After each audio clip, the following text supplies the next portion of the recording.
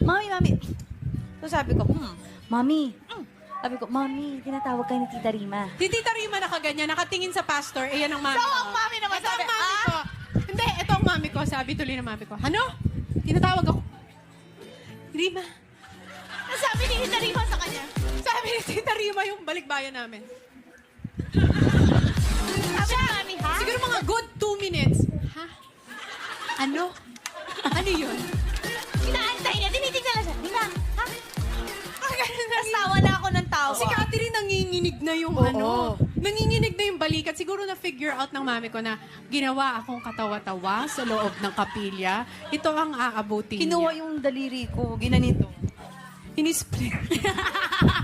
Para wala lang makakita. Bawal kasing mamalo sa church, syempre. Oo, para walang makakita. Walang makakahalata, walang Ito, nangyayaring, ginanto niya dito. walang nangyayaring pandidisiplina, pero kukunin ko yung